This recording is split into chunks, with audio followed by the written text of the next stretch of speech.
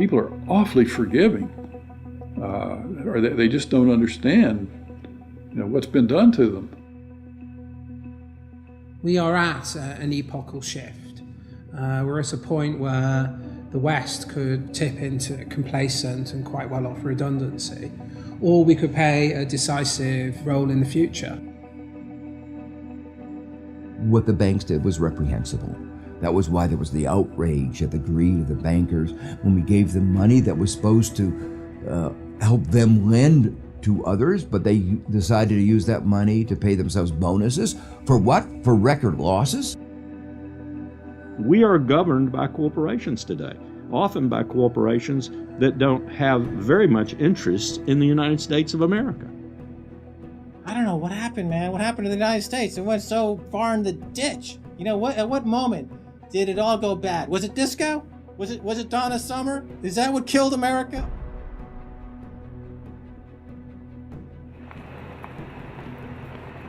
We are entering the age of consequence. A rapacious financial system, escalating organized violence, abject poverty for billions, and the looming environmental fallout are all converging at a time when governments, religion, and mainstream economists have stalled.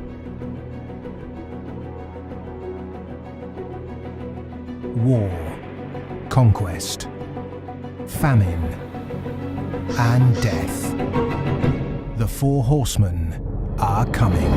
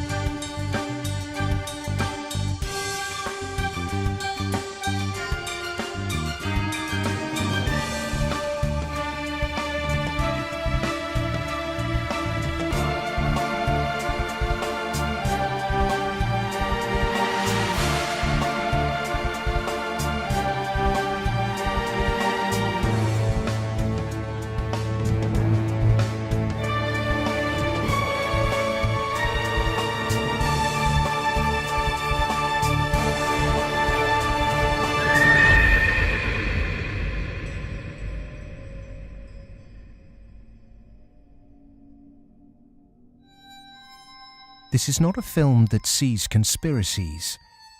It's not a film that mongers fear. It's not a film that blames bankers or politicians. It's a film that questions the systems we've created and suggests ways to reform them. Over centuries, systems have been subtly modified, manipulated, and even corrupted, often to serve the interests of the few. We have continually accepted these changes, and because man can adjust to living under virtually any conditions, the trait that's enabled us to survive is the very trait that has suppressed us. Most societies have an elite, and elite tries to stay in power.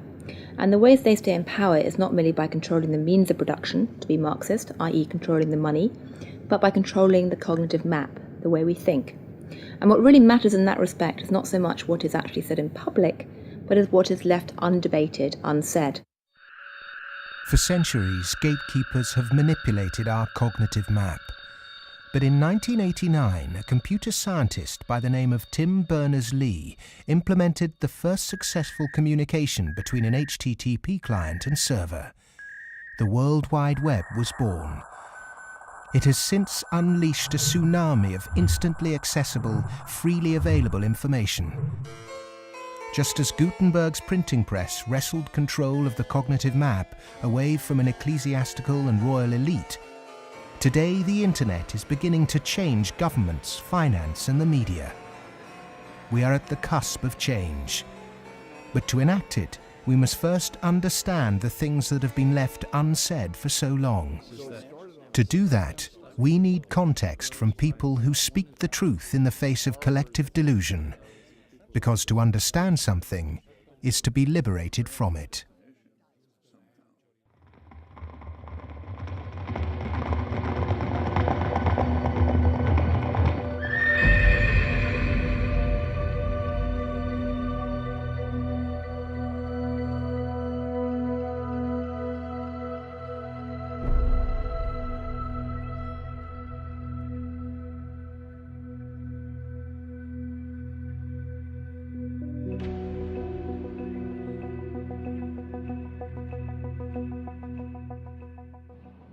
The end of World War II, we had 50% of the world's gross domestic product. We were making 54,000 airplanes a year, 7,000 ships, et cetera, and we were the new Rome.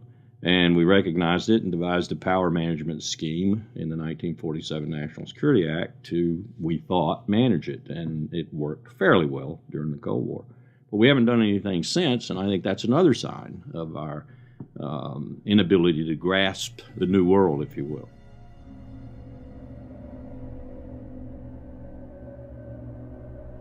Empires do not begin or end on a certain date, but they do end, and the West has not yet come to terms with its fading supremacy. At the end of every empire, under the guise of renewal, tribes, armies, and organizations appear and devour the heritage of the former superpower, often from within.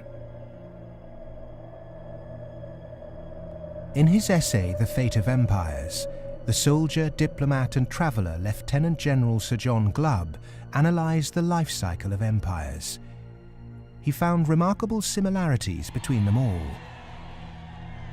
An empire lasts about 250 years, or 10 generations, from the early pioneers to the final conspicuous consumers who become a burden on the state. 6 ages defined the lifespan of an empire. The age of pioneers, the age of conquests, the age of commerce, the age of affluence, the age of intellect, ending with bread and circuses in the age of decadence. There are common features to every age of decadence. An undisciplined, overextended military, the conspicuous display of wealth, a massive disparity between rich and poor, a desire to live off a bloated state, and an obsession with sex.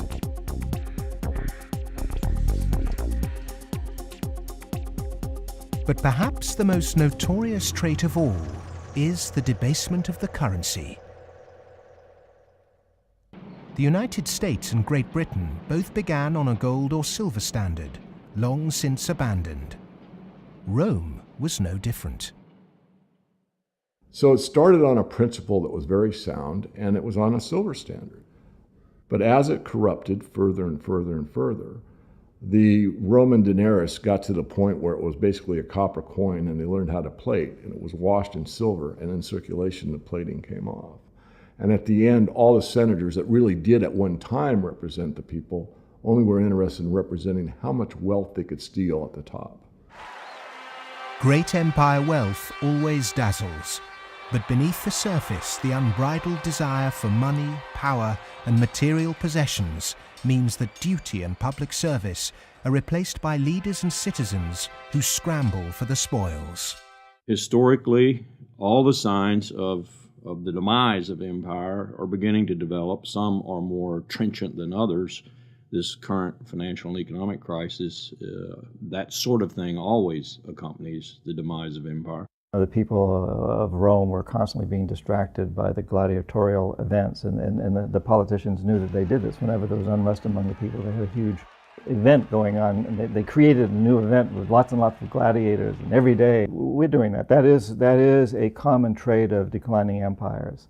And so today in the United States, for example, you find a tremendous emphasis on all kinds of television programs that distract people from what's really going on. Sports is a big part of that, as it was in the gladiator times. In essence, we've been lulled into a lethargy, and we've accepted it. Just as our sports stars today earn vast sums, so did Roman charioteers. In the 2nd century, one by the name of Gaius Apuleius Diocles amassed a fortune of 35 million sesterces in prize money, equivalent to several $1 billion today. Strangely perhaps, there's another profession that is disproportionately hallowed as an empire declines. The Romans, the Ottomans and the Spanish all made celebrities of their chefs.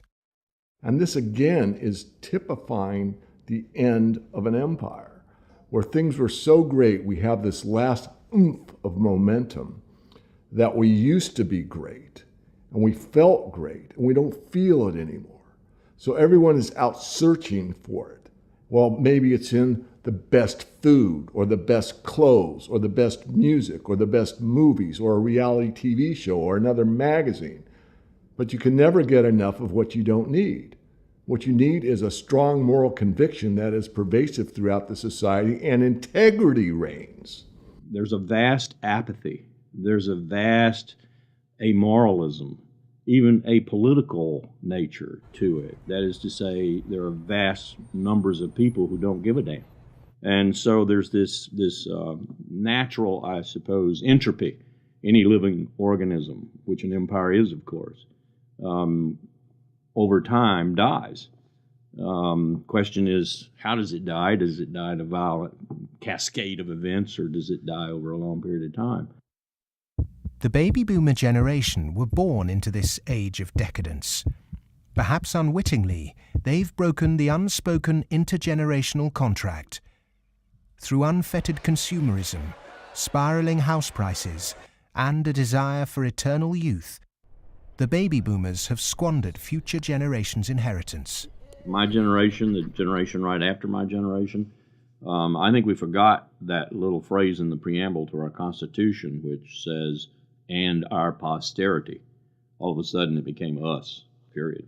The baby boom generation, which I'm a part of, has gone and done the biggest misallocation of capital in the history of mankind.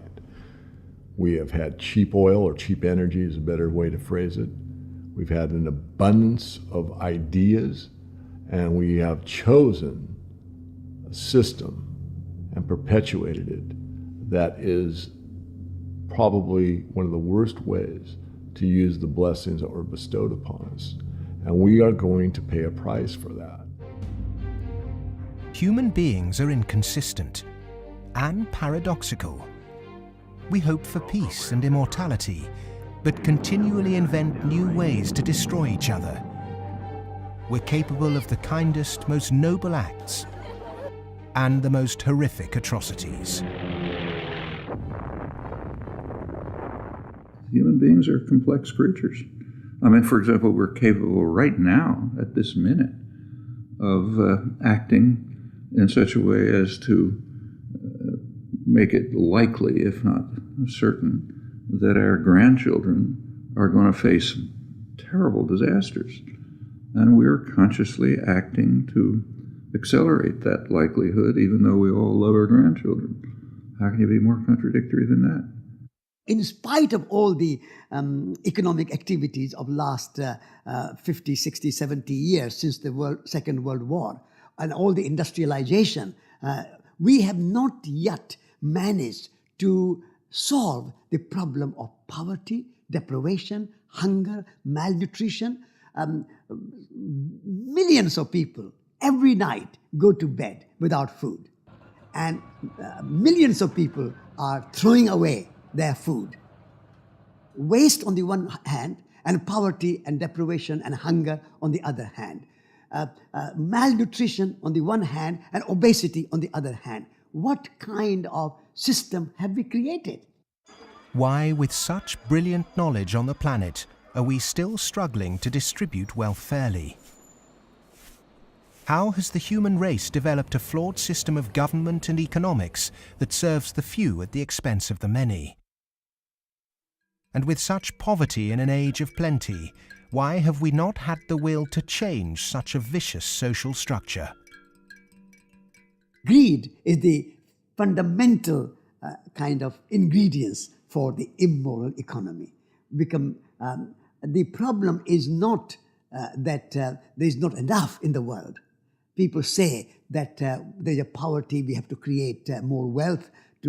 There's enough in the world for everybody's need, as Mahatma Gandhi said, but not for anybody's greed. But is it just greed, or does it go deeper than that? Is the problem systemic?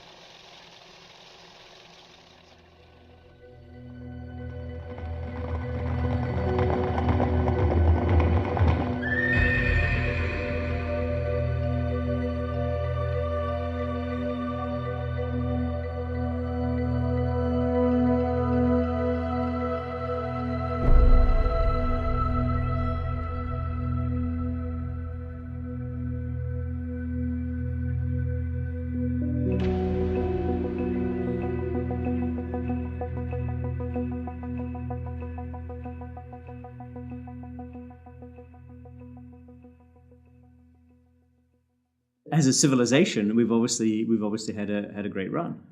We've done very well. We had the Industrial Revolution. We survived that. We built a lot of modern military technology. We've survived that so far. We built a banking system, and we're still struggling with that part of it. But we've had a good run. It's kind of like when I was working on Wall Street for 7 years. I had the experience some people would have. Let's say working at a meat processing plant, they become vegetarian. You work on Wall Street and you see how these banks like Goldman, J.P. Morgan, these other banks make money. When you see money, it kind of makes you sick. Well, I think if the people knew what the banking system is up to, as Henry Ford said, there would be a revolution tomorrow morning. The fact is, most people think that what a bank does is lend you money that someone else has put in the bank previously. But what a bank actually does, what a commercial bank does, is to create money from nothing and then lend it to you at interest. If I do that, if I manufacture money in my own home, it's called counterfeiting. If an accountant creates money out of nothing in the company accounts, it's called cooking the books. But if a bank does it, it's perfectly legal. And so long as you allow fraud to be legalized, then all kinds of problems are going to pop up in the economic system, which you can't do anything about. Private banks create money out of nothing and lend it at interest. Now, that sounds absurd. When I teach sophomores, about money and banking and how banks, they never believe it. And so you have to go through it again and again. Yes, banks really do create money. They really do. Here's how it happens. And it's absurd, and they're right to doubt that could possibly be what's really going on. But it is. Now, if the banking lobby is very strong, they're going to say, well, we don't want to change this system. We're making so much money out of it. What we have to do is, A, try and convince the people that it's their fault, that their wage claims are too high, and that's why we're having lots of inflation, or people are speculating on housing, and that's why house prices are going up. What they're not going to say is that this is happening because banks are creating money out of nothing and pumping it into the system, and that's why prices are going up. But how is it that we've ended up with a system in which banks have the power to create money? Since 1971, when President Nixon took the United States off what was left of the gold standard, the world has operated under a system of money known as fiat. The dollar, the pound, the euro are all government fiat currencies. Fiat is a Latin word meaning let it be so. It is the law that this government currency be money. Indeed, without that legal enforcement and the fact that we must pay taxes with this money, that dollar bill or that computer digit that represents a dollar would be pretty much meaningless. Only the government has the power to issue fiat money, but banks can create it through lending. Over the last 40 years, since this system of fiat money became the global norm, the supply of money has grown exponentially. In fact, we've seen the greatest growth in the supply of money in history. But who benefits? Of course, those that have the power to issue money, governments and banks. Then, those companies and individuals that get this money early. They can spend it before the prices of the things they want to buy have risen to reflect the new money in circulation. In other words, they get services, products or assets cheap. But prices soon rise. So holders of assets such as houses or shares will then see gains without there necessarily being any improvements to the company or house in question. Often this can lead to speculative bubbles. But what about those at the bottom of the pyramid? Those on fixed wages or incomes, those who live in remote areas, or those with savings? By the time this newly created money has filtered down to them, the prices of the things they want to buy have increased. Their savings buy them less, however, and their wages remain largely unchanged. In some cases, they have to take on debt just to be able to afford the things they were previously able to buy, which means they have to go back to the banks. In reality, this process of creating money only redistributes wealth from the bottom to the top of the pyramid, and thus that ever-increasing gulf between rich and poor gets bigger and bigger and bigger. Well, when you get off the gold standard and you go into a fiat money currency, combined with a fractional reserve banking system, you end up compounding debt faster than you can ever possibly produce to support that debt. So eventually you're going to find yourself back into debt slavery. And that's what's happened in the U.S. For every dollar of GDP, for example, in the U.S., it also creates something like $5.50 worth of debt. Because this is what happens when our economy flips over and basically capsizes. And of course, the government solution now to address all the problems is basically to create more debt. You can never get enough of a currency that doesn't work. You can print it till kingdom comes, but you can't print wealth, and you can't get yourself out of debt by making more debt. If you could print wealth, Zimbabwe would be the largest, most prosperous country on the planet. We all know it doesn't work. Of the money in the world today, 97% of it is debt. The French philosopher Voltaire once said, "All paper money eventually returns to its intrinsic value, zero." For 3 generations, the world watched the fight between capitalism and communism. But in the 1980s, the Russian economy started to collapse. The Soviet Union capitulated, and so-called capitalism reigned supreme.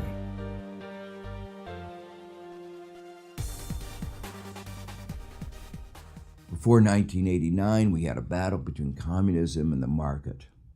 And in that battle, there was a sense of, let's not expose the flaws in the market economy. This is too important of a battle that you don't criticize our team while we're fighting their team.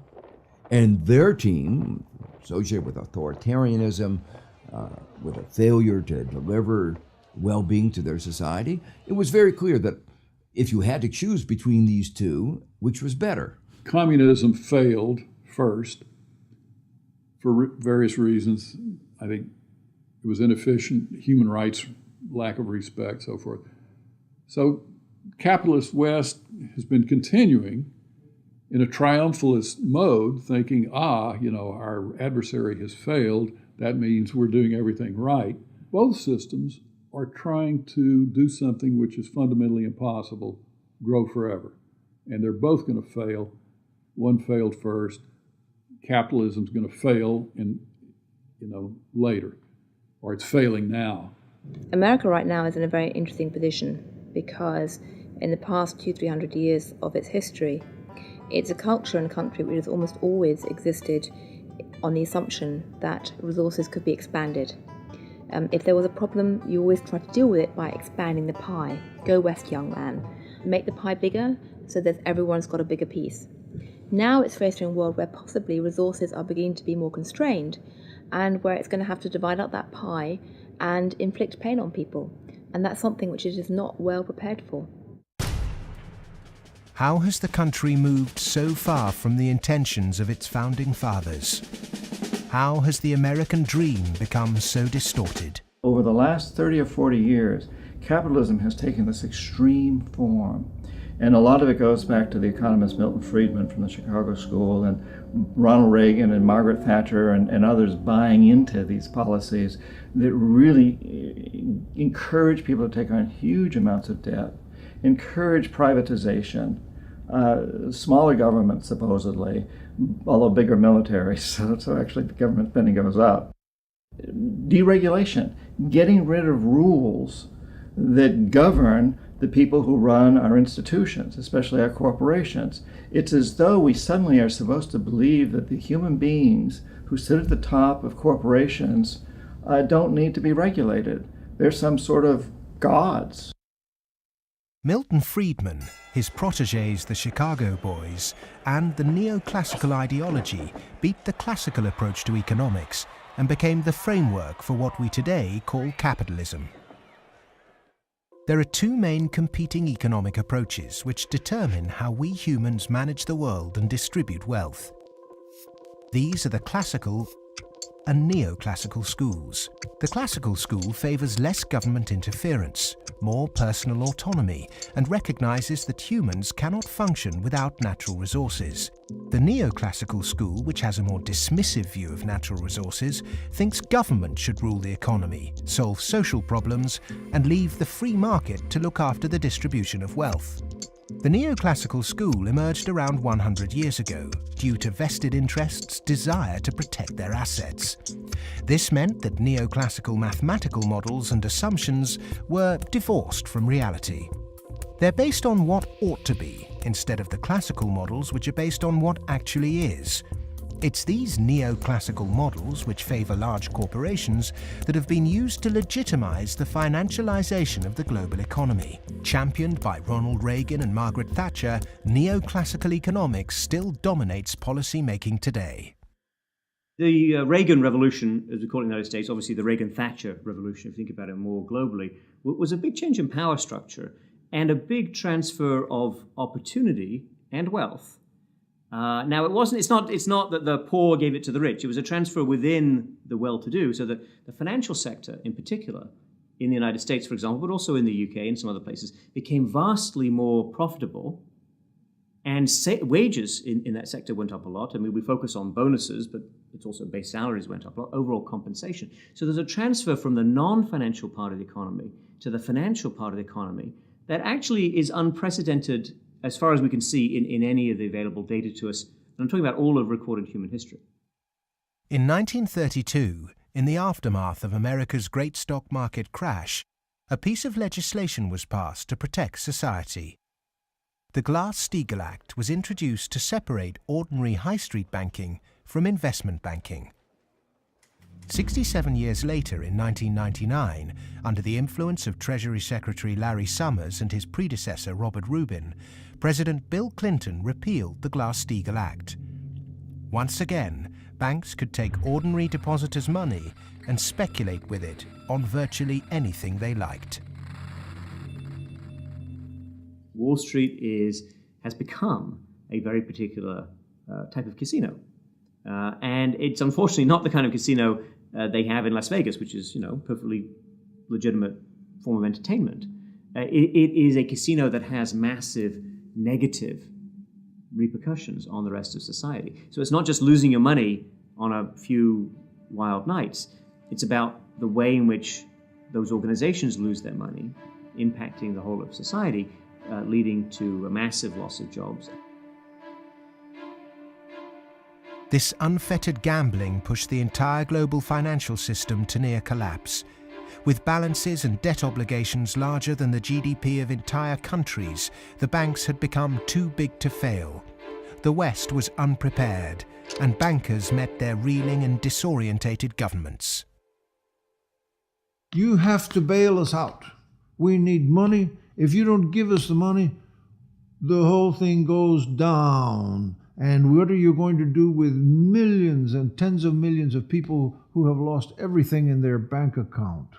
You will have a revolution on your hands. So fork over the money.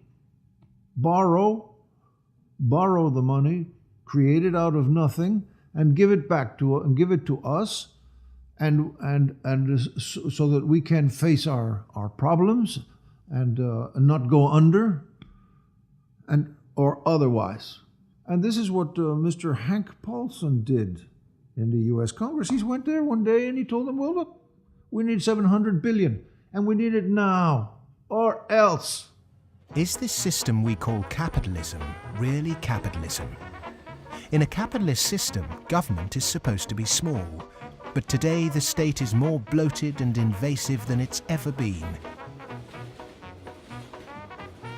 Individuals and companies are supposed to operate in a free market.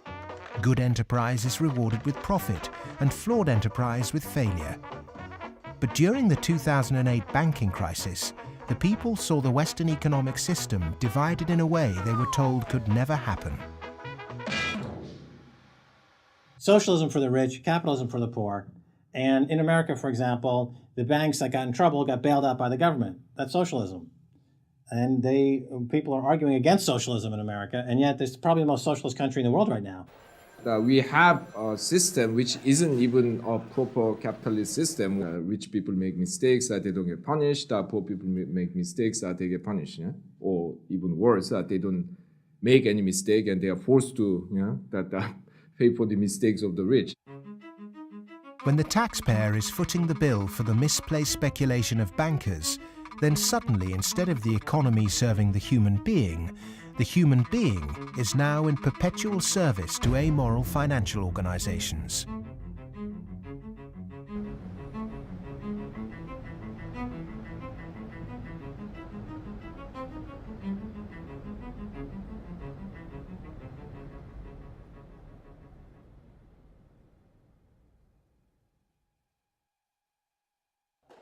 It was the head of the Federal Reserve Bank, Alan Greenspan, who after 9/11 slashed interest rates to encourage lending. Bankers needed new participants to keep cash flowing into a system that had become a global pyramid scheme.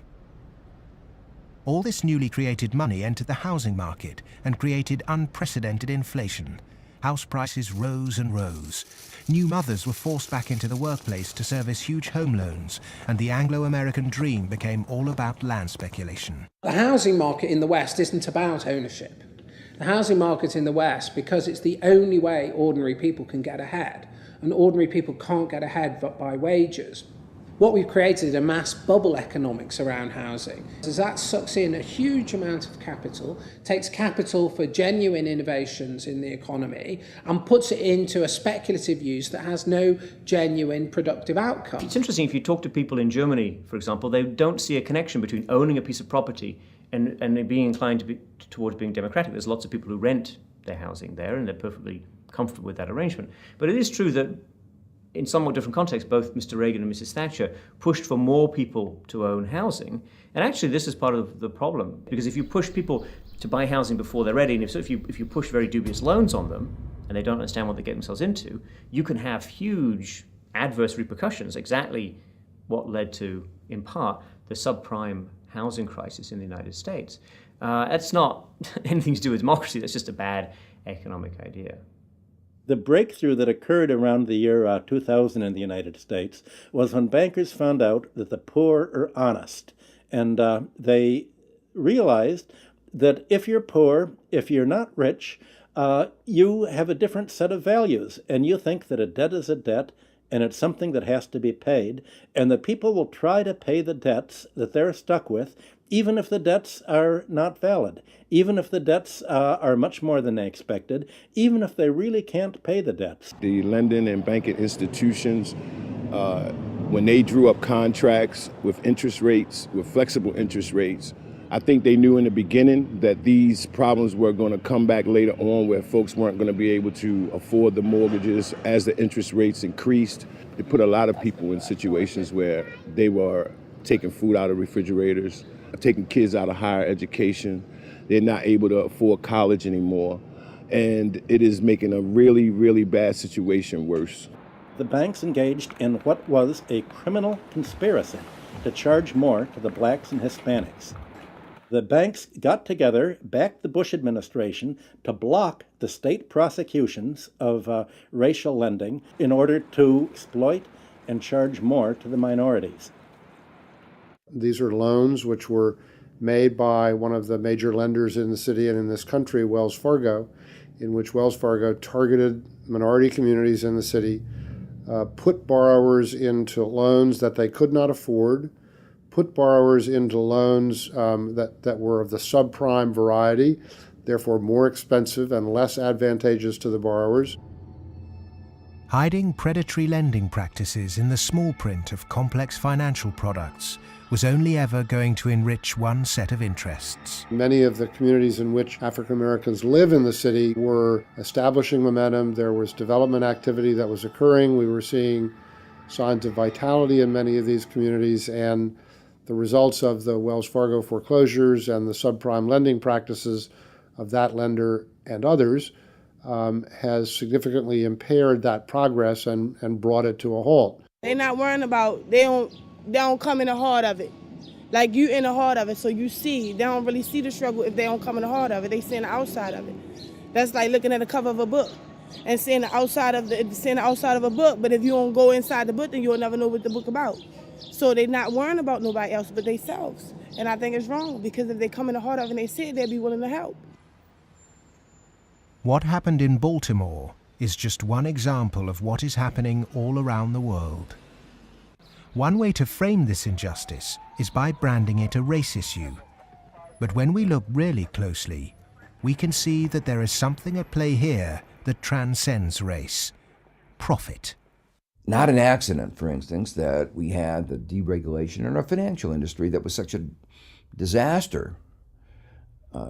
The lobbyists of the finance industry amount to 5 per congressperson. In other words, they pay 5 people for every congressman to explain to them, persuade them, that they should pass legislation that is favorable to the financial industry. The poor people who are devastated don't have the money. They couldn't hire 5 per congressman. So the way our democracy works, it's an unlevel playing field. The financial sector has acquired enormous power, partly through political contributions, so buying favors, but mostly through ideological control, convincing people that finance is good, more finance is better, and unregulated finance without limit is best. And that is really the cornerstone of this, what we call in the United States, the Wall Street-Washington corridor. I mean, if people need any proof as to who's controlling Washington, when the bailout came after Lehman Brothers collapsed, 80% of the population was against the bailout. Notwithstanding that, Congress passed the bailout, just showing, in my view anyway, that it's really under the control of banking interests. It's not a reflection of good democracy when a company, a group of companies, an industry, says our interests are more important than the national interest. How can that happen? Very easy. That's the role of campaign contributions, lobbying, in America's political structure. We have a flawed democracy. This is an advanced oligarchy in the sense that its main mechanism of control, if you like, is through convincing people that you really need, for example, the 6 biggest banks in the United States in the particular form they exist today, with the very light level of regulation. And if you don't have them, if you try to change that, all kinds of awful things will happen. And this is not really blackmail. I mean, it sounds like blackmail, but they convince you it's not blackmail, it's just that's the way the world is. There's nothing you can do about it. Oh my goodness, you just have to cooperate with them. It's very clever. The Fed is essentially the lobbyist for the commercial banking system. When you say you want to turn regulation over to the Fed, you're saying the financial sector and Wall Street should be self-regulated. And the Wall Street has veto power over whoever is going to be the head of the Federal Reserve. As long as you give veto power over the regulators to Wall Street, as long as you pick the bank regulators from the banking industry itself, you can forget any thought of calling it regulation.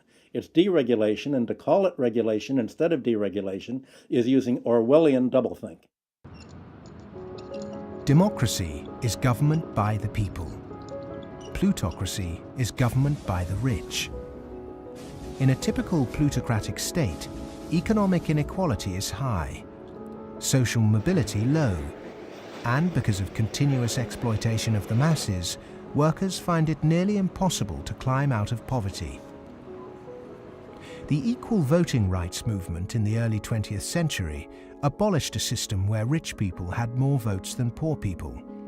But today, lobbying has put pay to that and reduced the American political system to a mere clearinghouse for the concerns of the rich.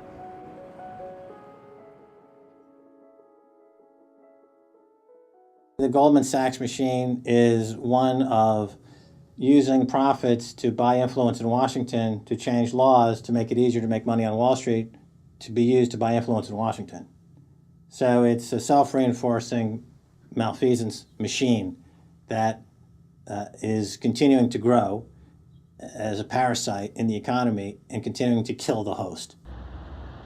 Famous for claiming it did God's work, Goldman Sachs is one of the most influential investment banks in the world.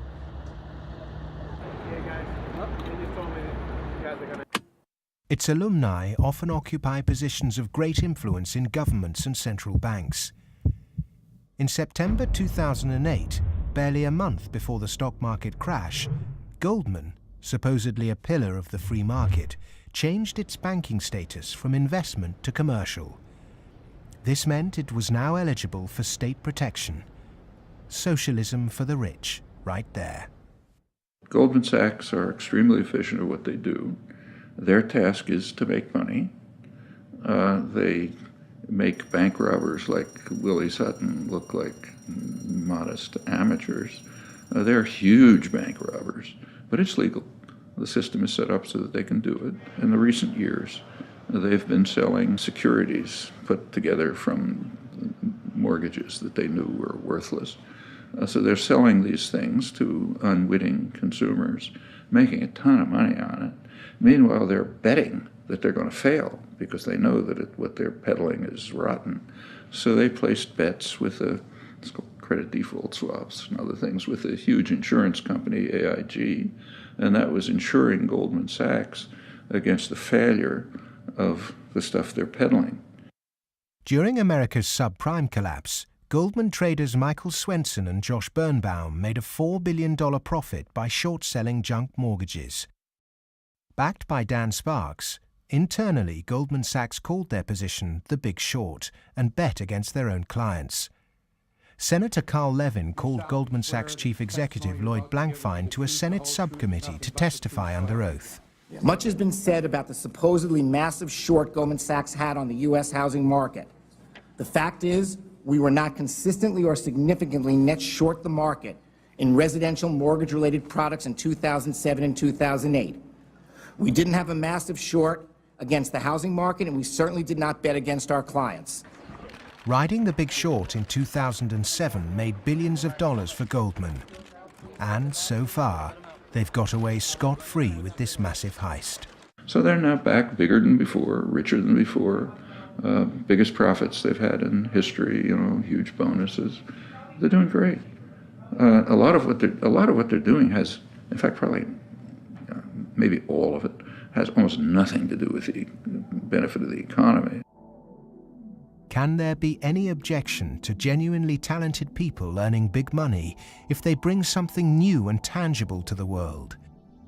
If they take great personal risks with their own money and actually bring greater prosperity for all? In a free market, if I have a brilliant idea that I can run an automobile on grass clippings, as an example, and I produce that car, my motivation might be to make money. But if the market says, my goodness, this is the greatest automobile ever invented by mankind, and I make $1 billion, I've not only served myself, but I have served everyone else that needs transportation. And that is the brilliance of a free market, is that paradox that you can serve yourself and simultaneously serve others. And that's what it's all about. But how many of the general public have achieved greater prosperity through a banker's bonus? It was against the holy backdrop of St. Paul's Cathedral in London that Goldman Sachs vice chairman and mouthpiece Lord Griffiths gave insight into how certain bankers really think.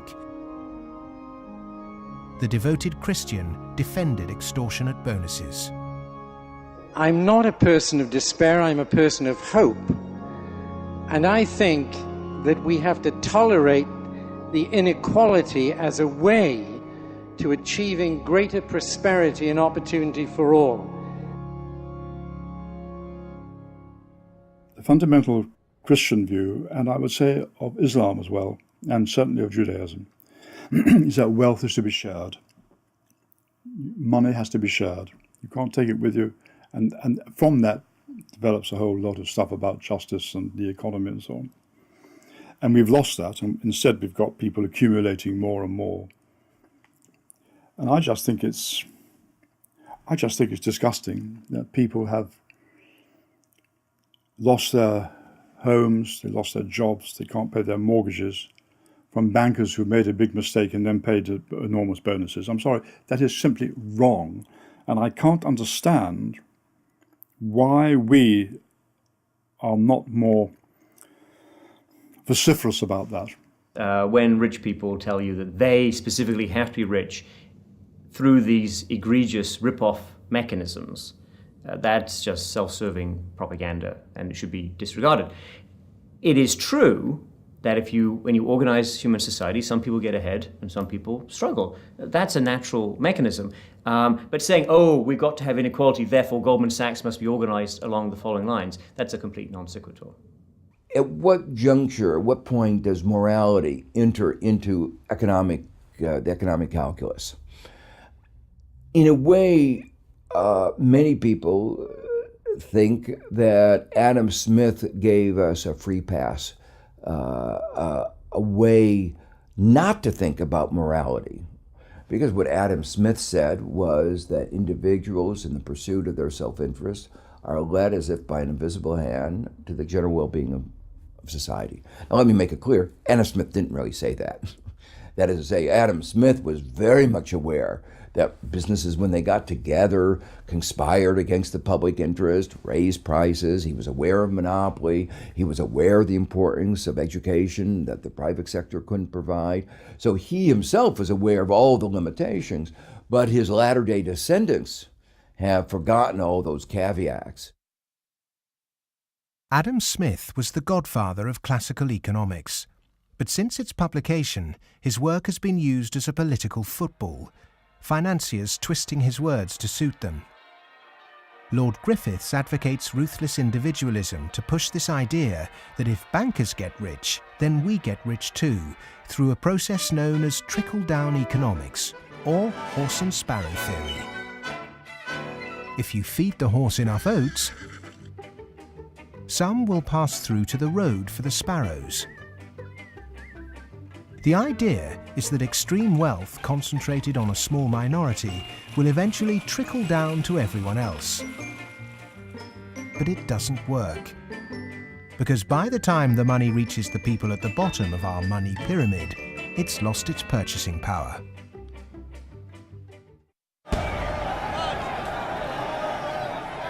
But the public are now confused as to why our political leaders have allowed this to happen, and quite naturally now ask why.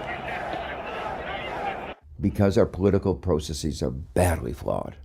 They're badly flawed because of the dependence on lobbyists, on campaign contributions. So that's why, my view and a view I think of a lot of people is that we have to restructure our political processes to give more voice to the ordinary citizen and less voice to the interest group, to the moneyed groups, to those who have taken such a large role in shaping our tax code, our regulatory regulations, and so forth.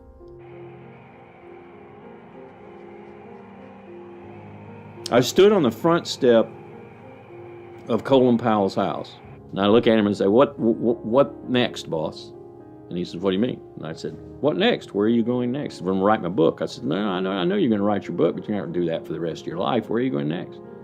He said, "Maybe a cabinet position, but first, money." I said, "Money?" He said, "Yeah, millions. That's the only way you can be a cabinet officer in the American government." Oh, wow. The Democrats and the Republicans are beholden to corporate interests. And until they become unbeholden to those corporate interests, we will never have a well-governed republic.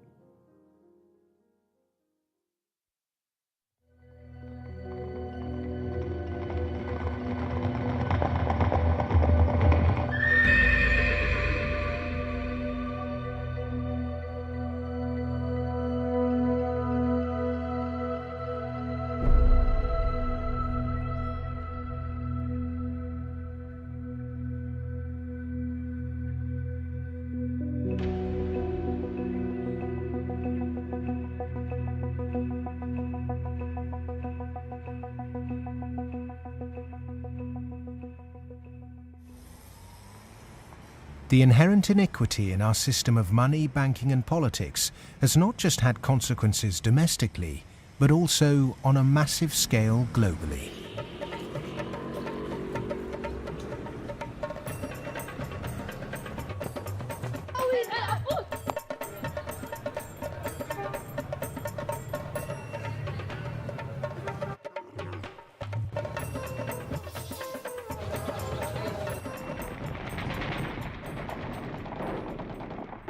Western leaders have presented their military campaign in Iraq, Afghanistan and Pakistan as a moral obligation. But are there other reasons for it? The first financial beneficiary of America's foreign policy is the military. In particular, those who supply it with arms and equipment.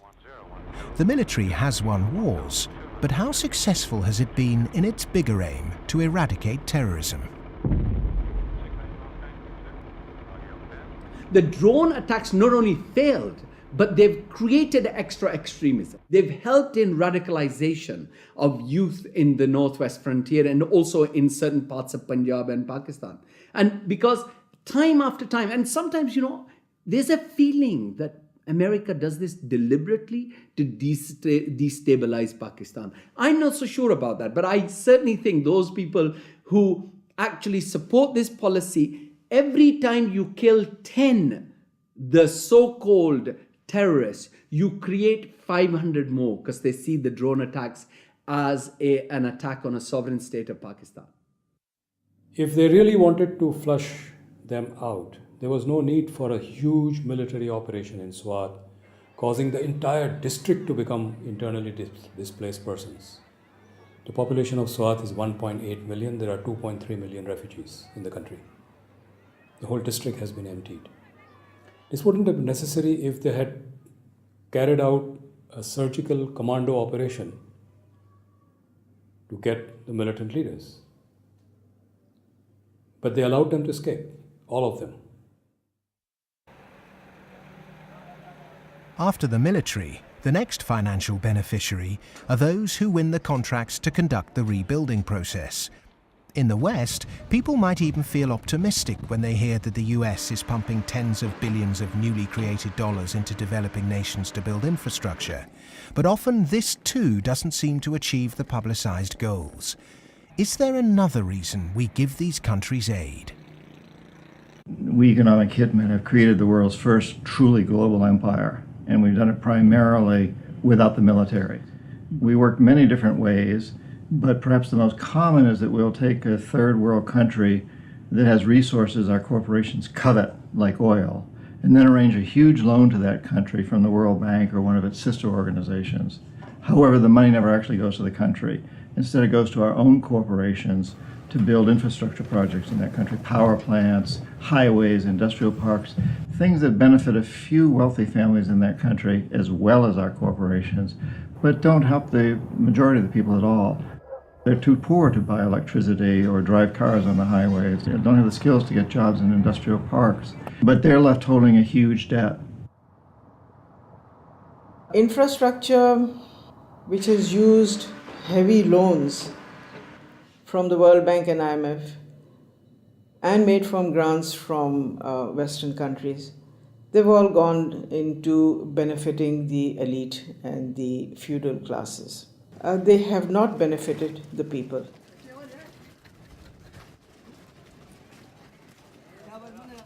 A lot of money goes to these consultants and companies from the West who charge huge amounts of money, and actually the real money on projects and on ordinary people is very limited. The masses have very little already. So those landlords who have the infrastructure and who are going to make money because of the infrastructure that is built through their roads, they will prosper.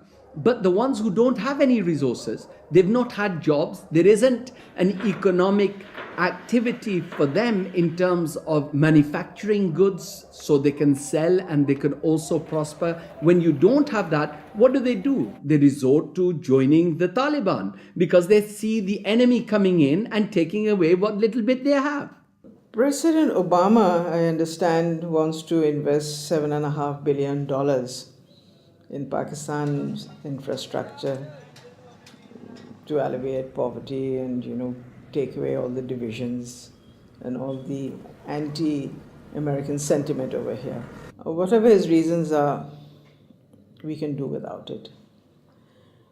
In fact, it's the worst possible thing he can do. This kind of help is actually going to be a hindrance. It's just going to make matters worse. It will bring this contrived war and terror into our rural areas. How much of US foreign policy is genuinely altruistic? And how much is it influenced by the banks and corporations that profit so tremendously from it? America's evangelism of democracy is riddled with contradictions, not least of which this idea of promoting democracy at the point of a gun, or opposing regimes which are democratic but not in the way that America wants. So too, this idea that America has been promoting free market capitalism has also been riddled with contradictions, because the reality is that American firms tend to make most money when countries are at the cusp of change, certainly American financial firms, and in a sense they want markets that are changing structurally, but not too free and too transparent, because they make money when markets are a bit opaque. Is it any wonder developed nations are fighting in underdeveloped countries when so many are making so much money out of it, without ever really having to face up to or even witness the consequences of their actions? So what if 5 million kids died in Africa because of debt last year? I got a bonus of £1 million, and if I have that conversation, I've had it with some bankers who've been in the business a long time, and they listen politely, very polite, very charming, and at the end they say, "Well, Tariq, it's lovely meeting you again," and they go back to the office and do another loan deal for Tanzania or something. I've known a lot of terrorists, quote unquote. I've met them, I've interviewed them for books, I've known them since I was an economic hip, and I've never met one who wanted to be a terrorist. They all want to be with their families back on the farm. They're driven to terrorism because they've lost the farm. It's been inundated with water from a hydroelectric project or with oil from oil derricks. Their farm's been destroyed. They can't make a living for their kids. Or in the case of the Somali pirates, their fishing waters have been destroyed. And that's why they've turned to this. It isn't because they want to be pirates or terrorists. Now, there may be a few crazy people. There are a few crazy people with their nuts loose. There'll always be serial killers. There'll always be crazy people. Maybe Osama bin Laden's one of them. But they do not get a following unless there's a terrible injustice going on. And people are starving and they're deprived. And then they will follow these crazy people because they seem to offer an alternative. If we want to do away with terrorism, if we want to have what we in the United States call homeland security, we've got to recognize that the whole planet is our homeland. What does the word terrorist actually mean? Many terrorists would sooner describe themselves as freedom fighters. Could it be that the charge of terrorism could just as easily be made against Western corporations, speculators, and policymakers? When we talk about terrorism, it means what they do to us, not what we do to them. And what they do to us can be pretty ugly, although it's not even a fraction of what we do to them. I mean, take, say, 9/11. That was a pretty serious act of terrorism, maybe the worst single act of terrorism in history. But it could have been worse. I mean, suppose, for example, that Al-Qaeda had bombed Washington, bombed the White House. It killed the president, installed a harsh military dictatorship, brought in a bunch of economists who drove the economy into its worst disaster in history. Well, that would have been worse than 9/11. And I'm not making it up. It happened. What's called the first 9/11 in South America, namely in Chile. On the 11th of September 1973, the democratically elected Chilean president Salvador Allende was overthrown in a coup. A dictatorship under Augusto Pinochet was established that ruled Chile until 1990. There was the systematic suppression of all political dissidents. Thousands were imprisoned and murdered. Who was involved in that first 9/11? It's not hard to find them. Right in Washington and London and so on. But that's off the agenda. It doesn't count. There's a principle of ideology that we must never look at our own crimes. We should, on the other hand, exult in the crimes of others and in our own nobility in opposing them. The root causes of so-called terrorism will not be solved by increasing economic inequality. If governments really are serious about combating terrorism, then they must start with real structural reform back home. As long as banking empires chase infrastructure and debt deals in pursuit of profit, the West will continue to export injustice through finance. Millions more will be displaced. Terrorism will thrive, and neo-colonialism will continue to end more and more lives around the world.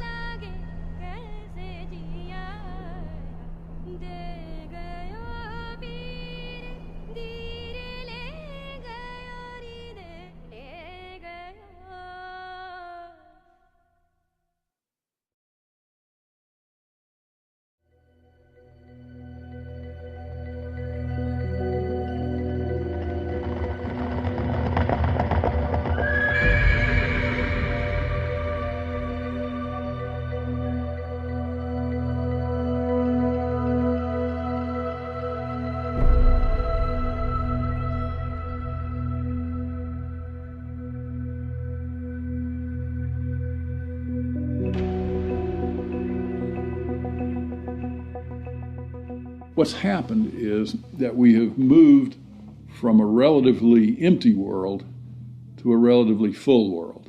That is, empty of us and all of our stuff to now full of us and all of our stuff. In my lifetime, the world population has tripled. And the populations of other things, of cars, houses, boats, all these other things that put a load on the environment too, just like human bodies, those have vastly more than tripled. So the world is very, very full of what we might call man-made capital. And it's becoming more and more empty of what used to be there, what we might call natural capital. We are the first generation, we in the rich developed world are the first generation to have got to the end of the real benefits of economic growth. For hundreds of years, the best way of raising the real quality of human life has been to raise material living standards. And that's what's driven the huge rises in life expectancy and increases in happiness and other measures of well-being.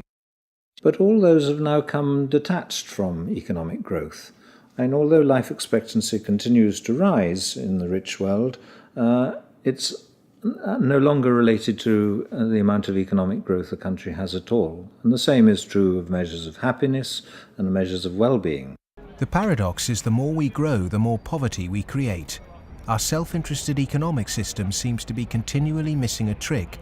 So as we keep plundering the Earth's natural capital, is it time to rethink our Western definition of progress?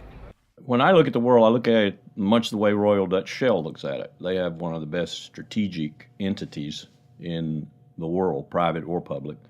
And Royal Dutch Shell has posited two scenarios. One is called Blueprint and is obviously a planned corporate structure where world leaders get together and they think about things like energy transformation, planetary warming, and dwindling fossil fuels and so forth. The other is called Scramble. And Scramble is pretty much what it sounds like too. It's a mess. Interestingly enough, in 2075, the ending year for these scenarios, as I recall, we get to about the same place. It's just that Blueprint leaves a lot less blood on the floor. Scramble leaves a lot of blood on the floor as people fight for these resources and so forth. The reason oil companies are drilling miles under the sea is that the world's easily accessible oil has already been found and largely consumed. Not only are oil supplies dwindling, major new metals discoveries are becoming increasingly rare. 40% of the world's agricultural land is seriously degraded, and ever more volatile yields continue to be unevenly distributed. It may be that the looming environmental threat is not global warming, but the exhaustion of the world's resources. We're going to have struggles for finding land sufficient to grow the agricultural products for what the United Nations says is going to be a 9 billion Earth population. We're going to struggle over non-renewable fossil fuels as they run out. I think Shell posits about 2075 they'll be gone. And we're going to struggle over things like water and other precious resources that are necessary to our life and to our economy.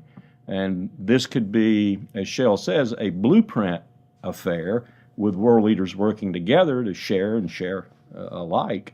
Or it could be a real mess, and Shell, incidentally, bets on the mess. Just like the baby boomers' failure to look to the next generation, our outdated competitive mentality for a world of depleted resources could have devastating consequences. Our economic setup encourages one-upmanship, competition and comparison, whereas the progress humans have made over millennia has been largely based on cooperation. In any species, in almost any animal, there is always the potential for huge conflict, because with any species, all members of that species have the same needs. So they might fight each other for food and shelter and nest sites and territory and sexual partners, all that kind of thing. But human beings have always had the other possibility. We have the possibility to be the best source of support and love and assistance and cooperation, much more so than any other animal. And so other people can be the best or the worst. You can be my worst rival or my best source of support. In a progressive society, to meet our common economic, social and cultural needs, we must move from globalization to localization. The benefits of a communal sense of fellowship, responsibility and purpose in a life driven by production, not consumption, would lead to happiness and satisfaction. Indeed, we must ask, have our modern consumerist lifestyles made us happy? I think if one had been living in the 19th century and somebody had told you that 100 years later people were going to be living in this extraordinary wealth and comfort, with central heating and being able to throw away such a high proportion of our food as we do, we'd imagine that we'd be living in a state of extraordinary social harmony and everything would be rosy. And it's really quite remarkable, the contrast between, if you like, the material success of our societies and the social failure. The growth economy demands that we make consumption a way of life.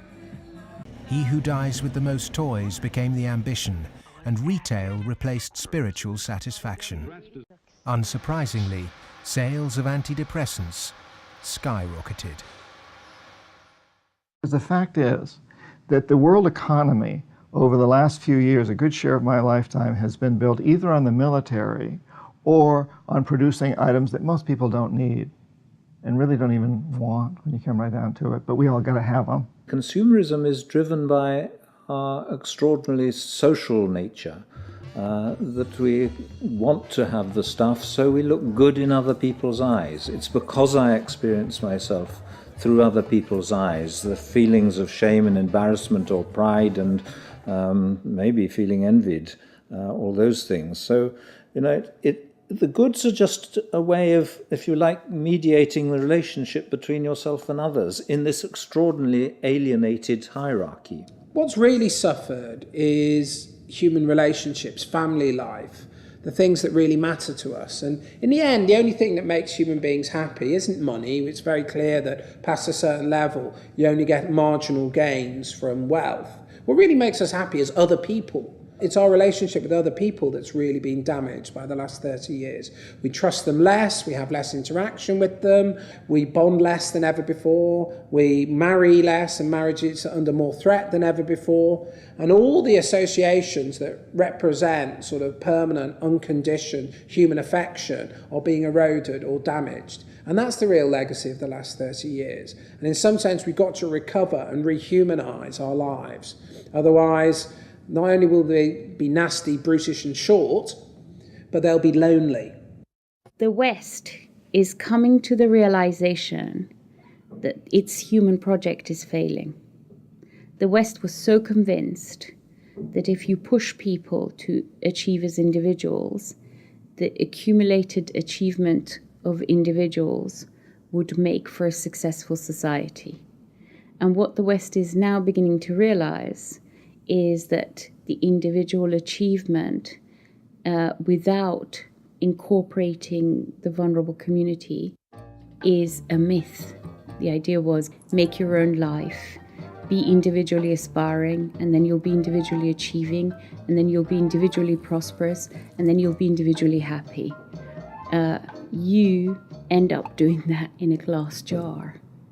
And the glass jar has a limited height, and it's encapsulating, and in the end, you die of lack of oxygen. Human beings are alive because they seek attachment and because they're propelled by affection. So the isolated, achieving individual in the end implodes. In order to find a purpose in life, it has to be outside yourself. It matters not how you construct it outside yourself, as long as it's a positive value added to society pursued. But it has to be outside yourself. It can't be yourself. If you're pursuing yourself, you're pursuing the abyss, as Nietzsche said. You are going to wind up in the abyss.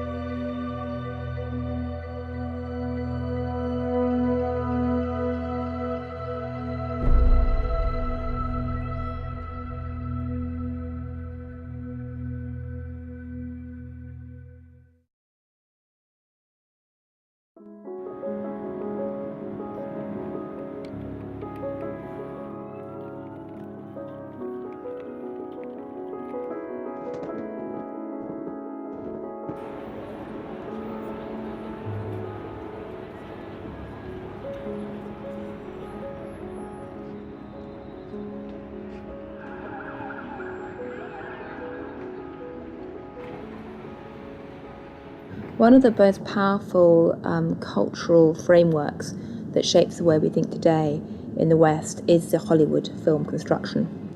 And it follows a particular cultural pattern in that there is a beginning, there is a middle and an end, there is drama, tension, there's resolution, there's usually a goodie and a baddie, and there's usually a story told through the medium of human beings.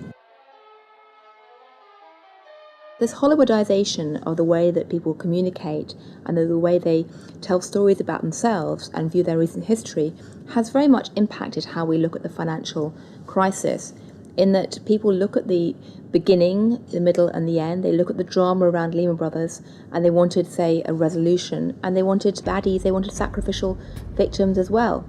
So people have focused on a few individuals.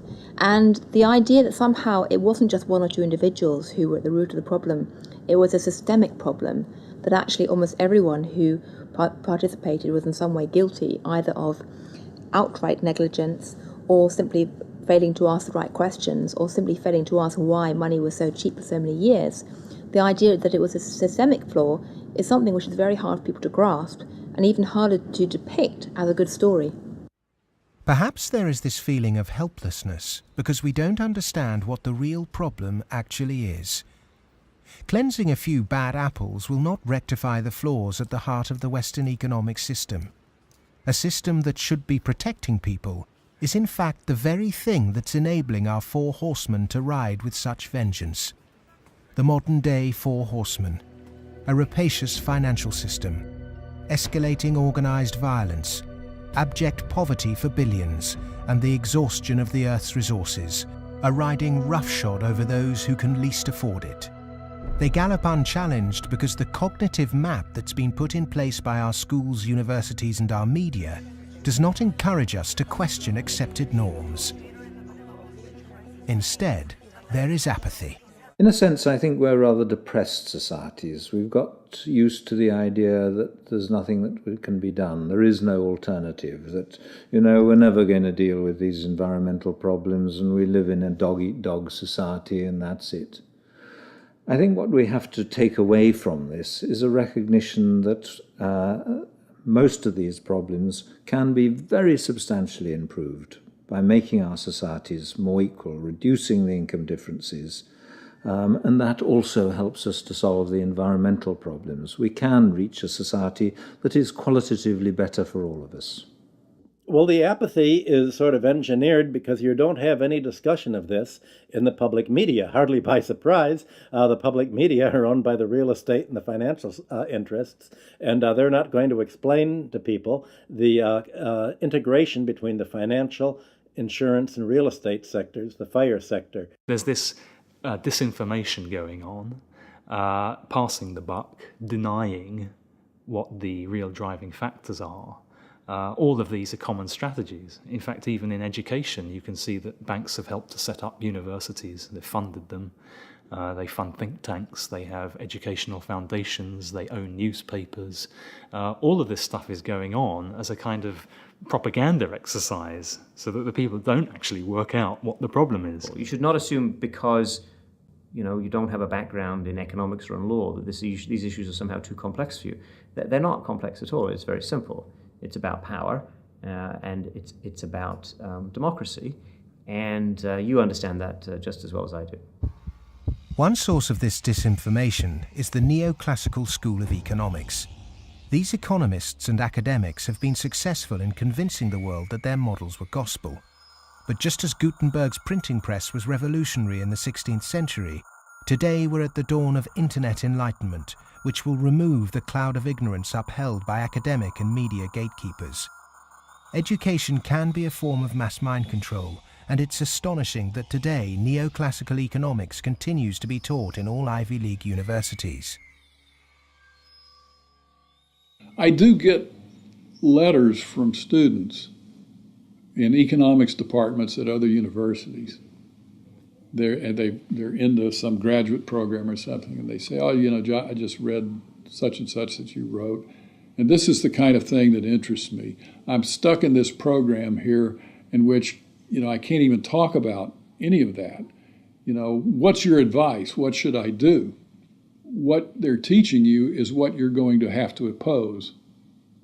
A lot of it. I mean, some of it's useful. But so some of it's useful, go ahead and learn it. And the other reason for learning the rest of it is know your enemy. An individual might not be able to change the system, but they can change themselves. If we're not offered proper education, we must begin our own.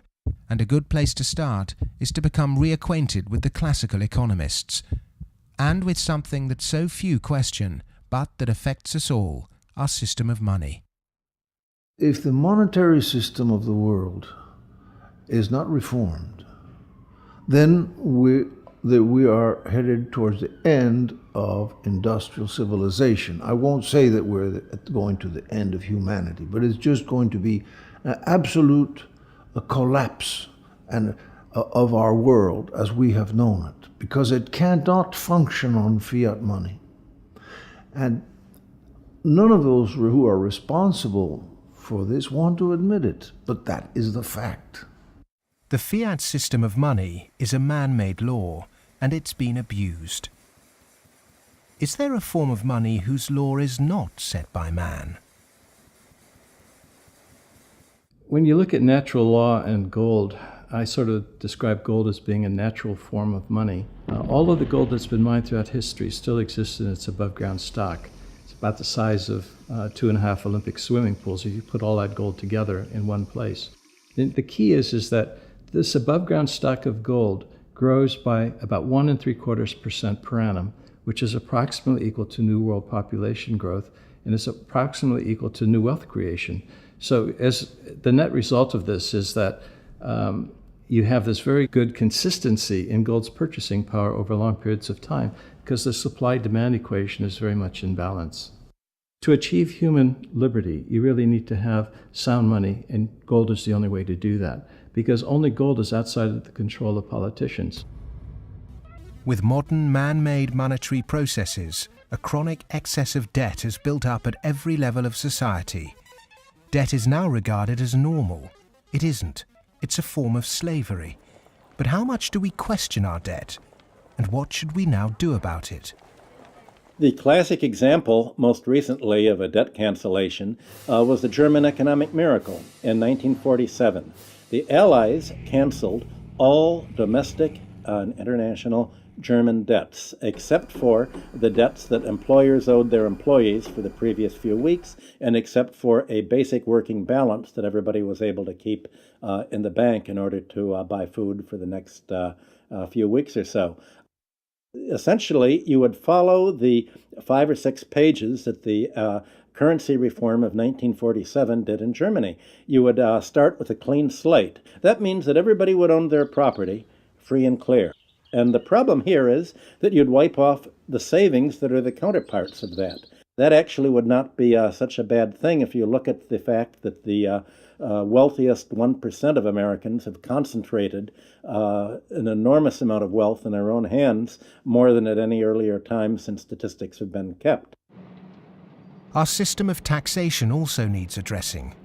Currently, we're taxed on what we produce. Perhaps it would be more progressive to tax what we consume. How many American people realize that the Founding Fathers never intended Americans to be taxed on their labor? In other words, they weren't meant to pay income tax. The tax system that was exported from Britain, a relic of colonialism, has duped the world. The most important element of a tax system is to do what everybody expected to be done in the 19th century, and that is to base the tax system on land taxation, on the free lunch of land value, and on what John Stuart Mill called the unearned increment, the income that landlords made in their sleep, as he put it. Who made oil in the ground, coal or iron ore? These are things which are not the products of human effort. Of course, extracting them is, but their existence is not. And so the rents from natural resources are a wonderful source of taxation. Nobody made them, and when you do tax them, you cause all of us to use them more efficiently. So this seems like really the excellent thing to tax, rather than labor and capital. If the governments used this land site value that's supplied by nature, not by human labor, not by personal enterprise, then the government would not have to tax wages in the form of income tax. It wouldn't have to imply sales tax that add to the price of doing business, and it wouldn't have to add the proliferation of business taxes. This tax system, advocated by all the classical economists, would begin to address global poverty, as it would allow citizens in developing countries to keep their resource wealth. In developed countries, it would begin to address our housing and debt crisis and unleash the kind of entrepreneurship needed to refloat our economies. Perhaps we should also resurrect another timeless principle for workers that was promoted during the Industrial Revolution. Well, the idea that people who work in a plant ought to own it is just deeply built into working class culture. So right around here at the early Industrial Revolution in the late 19th century, working people simply took for granted that, yes, of course, the workers should own the mills in which they work. Anything else is an attack on our fundamental rights as free citizens. They also took for granted that wage labor is hardly different from slavery. It's different only because it's temporary, and then you can be free. One of the ways you can be free is by owning your own plants. That was not an exotic view. That was Abraham Lincoln's view. In fact, it was a principle of the Republican Party in the late 19th century. It's taken a lot of effort to drive those ideas out of people's heads, but they're still there, and they are very relevant. It was the Greek philosopher Plato who said the ratio of earnings between highest and lowest paid employee in any organization should be no more than 6 to 1. In 1923, banker J.P. Morgan declared no more than 20 to 1 was optimum. Yet today's salary difference between top and bottom earners in global corporations can be higher than 500 or 1,000 to 1. When you're up in the range of 500 to 1 inequality, the rich and the poor become almost different species, no longer members of the same community. commonality of interest is lost. And so it's difficult to form community and to have good, friendly relationships across class differences that are that large. When the public do vent their outrage at inappropriate earnings, the common defence is to move the debate to the psychological realm and quote mercurial British economist Herbert Spencer. He coined the phrase survival of the fittest, and his words are now used to justify excess. Competition in business is a good thing, but the playing field must be level. Monopolists have too much because the system they game is rigged. Under the current economic setup, the fitness of the vast majority of the world's population is irrelevant. Those that are made to pay for this crisis are not those that caused it. But those who caused it, for survival, will no doubt try to marginalize this film as socialist or even Marxist. I'm a capitalist. I'm a business person. I believe in the basic principles. That's why I'm completely appalled by seeing these principles destroyed by monarchs, monopolists, who have totally destroyed the system from within on Wall Street. And this is completely unacceptable. I'm a capitalist. I think capitalism can do it. It's not a question of getting rid of capitalism. It's a question of getting rid of this terrible form of capitalism. Capitalism, more broadly understood as market economy, not only has a future, I can't see the future of the world without it. But the question is, what kind of capitalism? What kind of market economy? A system of reformed capitalism built on independent money, a tax system based on consumption, not income, and employee-owned businesses would begin to build an economy that's not dependent on constant growth to service its debt. We've endured the so-called free market for centuries, but far from being free, it's led us to destroy nature and each other in a vain attempt to progress. It's absolutely ludicrous to suggest that somehow there is a scientifically defined boundary of the market that we should never change. And of course, that's what the free market economy wants you to believe. Because once they convince you of that and claim that, on top of that, claim that they have the truth because they are PhDs in economics, then they can tell you whatever they want, and then you'll have to accept it. But that's where we have to take these guys on. Politics is about drawing the boundary of the market. When you think about it, a lot of things have been taken out of the market over the last 2-3 centuries. 2-3 centuries ago, you could buy and sell human beings, child labor, a lot of things that you wouldn't imagine you could buy and sell today. So, over time, we have redrawn this boundary, and there's nothing wrong with redrawing the boundary again. Things that were considered absolutely reasonable in the 1850s, like selling any chemical on a street corner and telling you that it's a pharmaceutical drug that will be good for you, things like that were absolutely commonplace then, are now serious criminal offences. Well, the same thing will be true of active money management in 100 years.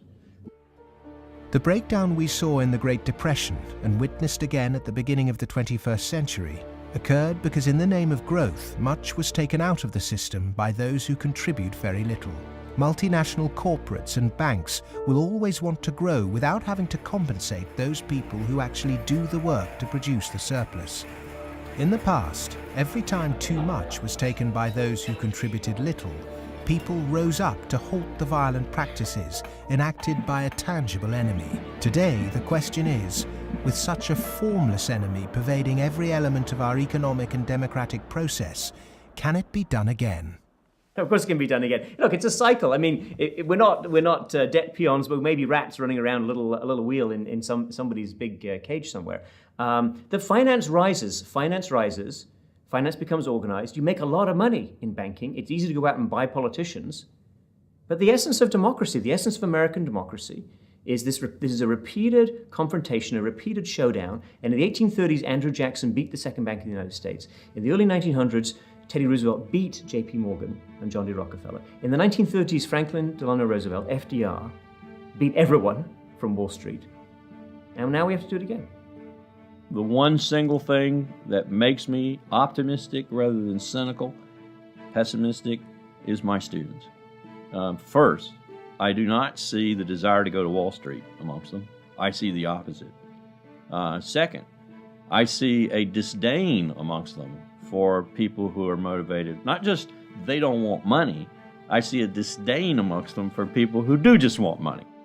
The crises we face today are created by humans.